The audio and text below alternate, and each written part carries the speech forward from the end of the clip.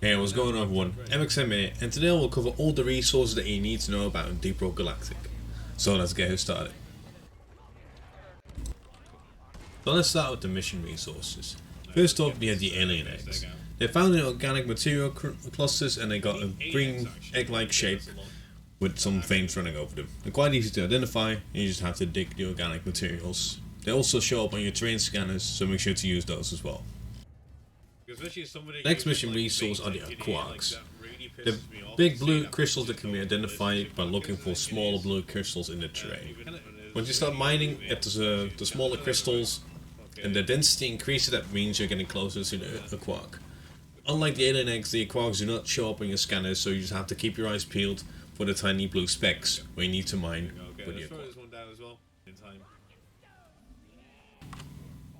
Then the final main mission objective resource that we have is Morkite. Morkite is just like golden nitra and can be found the same way as golden nitra. It just has a blue color. Should also have been covered in your tutorial so you know what it looks like. You just slam your pickaxe into it and you're good to go mining. And after Morkite we have Distrum. Distrum is a more dark blue colored material and can be found at the same location as golden nitra and also mined the same way. Just slam your pickaxe into it. The next up are the materials that you can just grab. So we'll start off with the fossil. Fossils just look like, well, fossils, and they're found on all surfaces of caves. Sometimes they're hiding in a cheeky corner, all the way up in the ceiling, so make sure you communicate with your engineer and scout to grab those that are hard to reach. Another second objective material that you can mine is holomite. It's dark purple, almost black, and it's got purple spikes on it. You can find it on the roofs and sides of tunnels and caves, and it easily stands out in the terrain. Another secondary objective that we have is the Apakah Blue. The small white flowers that kind of give off light, and they're also found on walls and floors of caves. To keep your eyes peeled for them, they should be quite easy to find. Then the fungus cousin of the Apakah Bloom is the Bulu Cat. The blue and pink mushrooms that are also found on walls and floors of tunnels and caves. So make sure you keep your eyes peeled for them. They shouldn't be hard to find. And then the last mission resource, which is a bit of an odd resource, I guess you could say, are the Mule Eggs. These are the legs of the mini mules that you need to repair in the salvage mission. They're sometimes stuck in the terrain, so you have to dig them out with a pickaxe, and then you have to bring them towards the carcass of the mini mules. Once you've collected all the legs that are required, you can start repairing the mules and get them back up and running. Now that you've finished the mission resources, we go into the special crafting resources. These are used for unlocking upgrades and creating overclocks. We'll start off with the Bismore. It's a large yellowish cube with red spikes, and you can find it in the dense biozone where it's abundant, so that means that you will find a lot of it.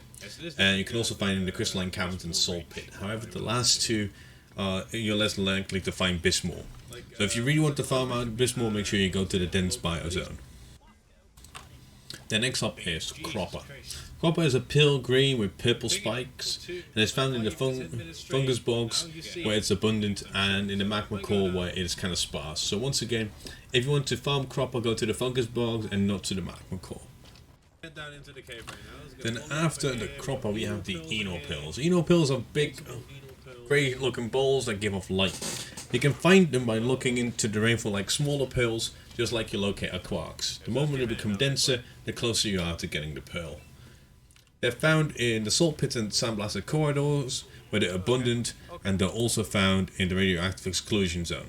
However, here they're less abundant, so if you want to farm them, go to the salt pits or the sandblasted corridors. And after the Eno pearls we have Jadis. Jadis is basically a green version of a quark and can be found the same way like the Eno pearls and the quark. Just look for tiny green specks on the walls and start digging there. Once you get closer they become more dense and you will finally find the Jadis. The Jadis is abundant in the crystalline caverns, so if you want to farm it, go to the crystalline caverns, and it's also found in the fungus bog. However, you're less likely to find it in the fungus bog. So once again, if you want to farm them, go to the crystalline caverns. Next up is McKnight. McKnight is a red color with black grey specks on it. Now you can find it in the glacial strata, magma core and sandblasted corridors. In the glacial strata and the magma core it's abundant, so if you want to farm, go over there. In the sandblasted corridors, it's also found, but it's scarce. So once again, want to farm McKnight, go to the glacial strata or the magma core. Yeah. Last is Humanite. Humanite is a green mineral with green spikes, and it's quite easy to identify. It's found in the radioactive exclusion zone, where it's abundant. So once again, if you want to farm it, go to the radioactive exclusion zone. However, it's also found in the dense biozone and glacial strata, but here it's scarce, so don't go there to farm this mineral. Then next up we have the beer materials, or the beer brew materials. These are used to craft buff beers, but also to unlock specific beers that have like their own kind of gimmicks. These aren't found in any specific zone, so you can just encounter these anywhere and anywhere. They consist of the barley bulb. It's a kind of red lookish bulb, kind of like a rose it is. Then next up we have the malt star. It's a star-shaped plant, which is like blue greenish. Then next up we have the starch nut. The starch nut is like, it looks a bit like an acorn, but it's the top bit is purple and the lower bit is pink. So let's again keep your eyes out for that.